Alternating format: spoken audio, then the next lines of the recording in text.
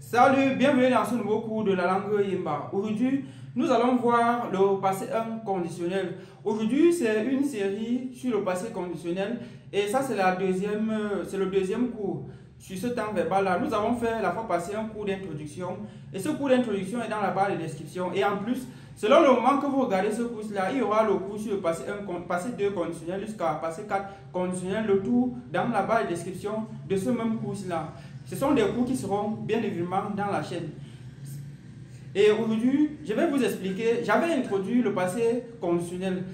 On avait dit que c'était un temps verbal qui permettait d'exprimer un regret ou un reproche sur un événement que si ça se passait dans le passé, alors on devait avoir les conséquences dans le présent.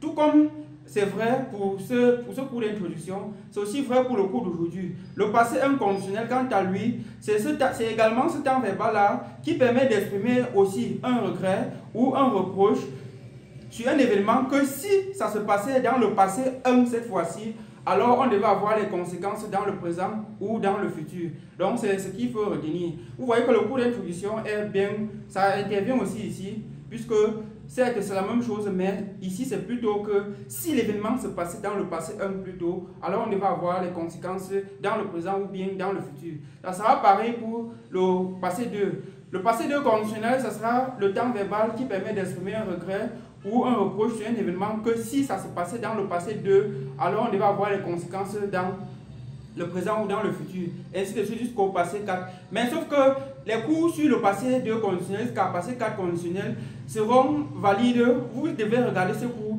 parce que le verbe subit des modifications. Maintenant, le marqueur également est différent en fonction maintenant du temps verbal. Je vais vous montrer les marqueurs sur le passé 1 conditionnel. Ensuite, je vais également vous expliquer de telle sorte que vous pouvez conjuguer n'importe quel verbe au passé 1 conditionnel. Et sachez que pour pouvoir facilement conjuguer n'importe quel verbe dans le passé conditionnel, le livre de grammaire qui est dans la barre de description vous sera d'une aide très utile. Parce qu'au passé 1 conditionnel, on utilise la forme consécutive. Or, dans le livre, ce n'est que dans le livre de grammaire qu'il y a comment est-ce qu'on fait pour retrouver la forme consécutive d'un verbe à partir de la forme infinitive.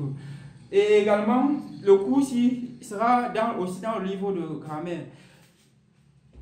Bon, le passé inconditionnel. Le marqueur de ce temps verbal est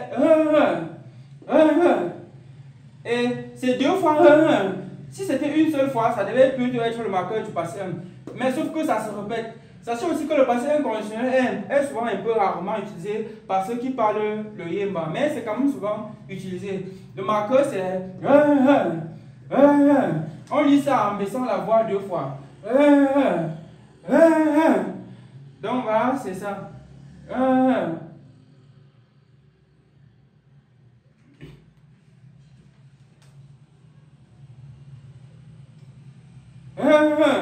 Donc voilà le marqueur. Et pendant la conjugaison, qu'est-ce qu'on fait? Pour conjuguer n'importe quel verbe au passé inconditionnel, alors on prend tout simplement la forme infinitive du verbe, on retrouve sa forme consécutive ou bien encore appelée deuxième forme de l'infinitif, et c'est cette deuxième forme consécutive là qu'on utilise. Ceci sera donc valide pour quel que soit le verbe que vous voulez conjuguer au passé conditionnel, au passé inconditionnel.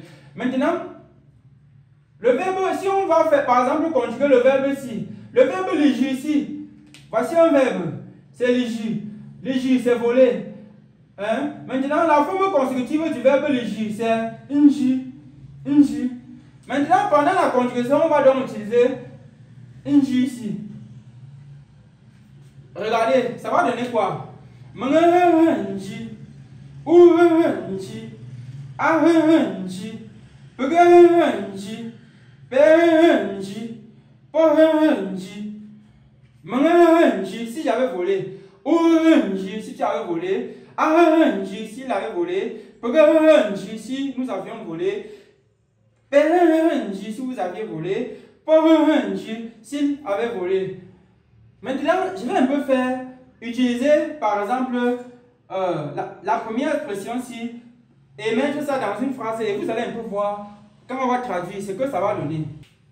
Regardez un peu une chose.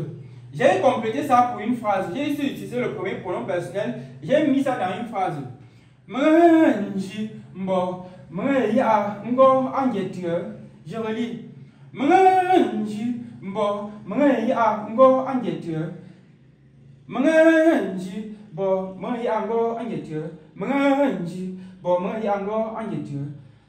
Et si je traduis en français, ça va donner ceci.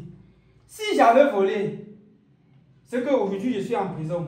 Si j'avais volé, c'est qu'aujourd'hui je suis en prison. Sauf que si j'avais volé, sauf que ici c'est si j'avais volé au passé 1. C'est-à-dire que quoi? Si je venais tout juste de voler, c'est que je suis en prison. Ceci peut se produire lorsque peut-être vous êtes dans une situation compliquée. Si j'avais volé, c'est qu'aujourd'hui je suis en prison.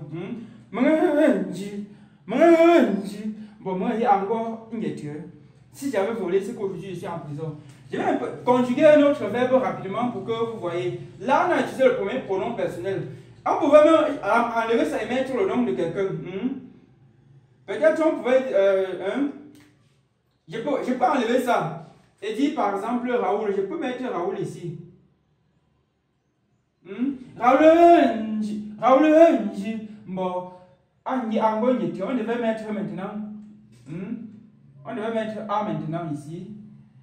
Parce que ici c'est plutôt ceci. Aïe, ango,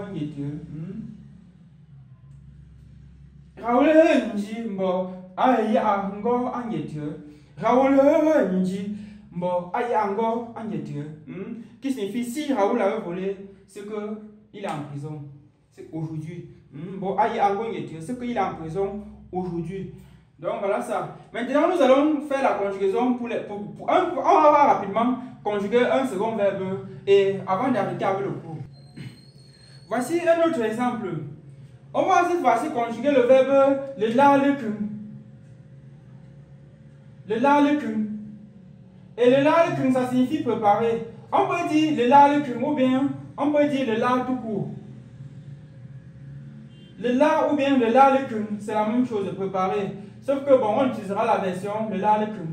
Le la, le kun, la forme consécutive de ce verbe ici c'est nda, le kun. Nda, le kun. Maintenant, pendant la conjugaison, comme on a retrouvé la forme consécutive, on va tout simplement utiliser ça pour la conjugaison. Maintenant, ça va donner quoi? Nda, le kun. Nda, le kun. Nda, le kun. Nda,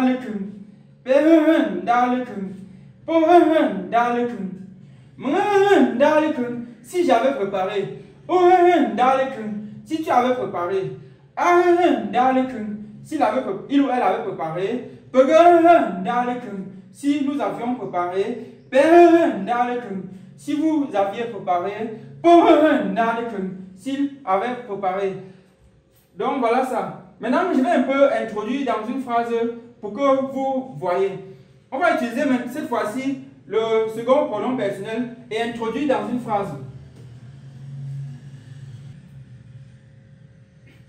Regardez un peu dans la phrase ici. On a utilisé le second pronom personnel. C'est-à-dire, on a utilisé le ou. Voyez un peu ce que ça va donner.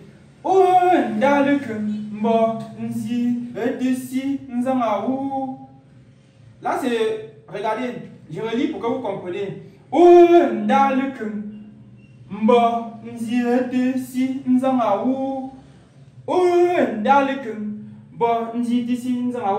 Qui signifie si tu avais préparé, c'est que tu n'as pas faim.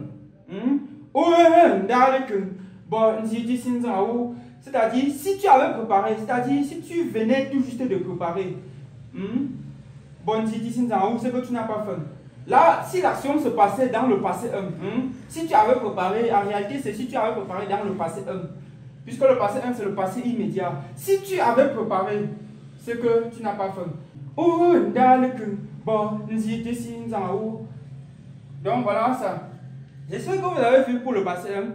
Ici, ça peut être délicat, même pour ceux qui savent parler la langue Yemba, puisque c'est quelque chose qui leur est un peu étrange, mais c'est une chose qui est rarement utilisée, que beaucoup ne connaissent même pas, même quand ils connaissent parler la langue Yemba. Généralement, ils n'utilisent qu'à partir du passé 3 conditionnel jusqu'au passé 4 conditionnel, mais celui-ci existe quand même. Donc voilà ça. Maintenant, à partir du passé 2 jusqu'à passé 4 conditionnel, ça sera beaucoup plus fluide et beaucoup plus usuel, puisqu'en termes de fréquence d'utilisation. On se dit à très bientôt pour ceux qui sont abonnés.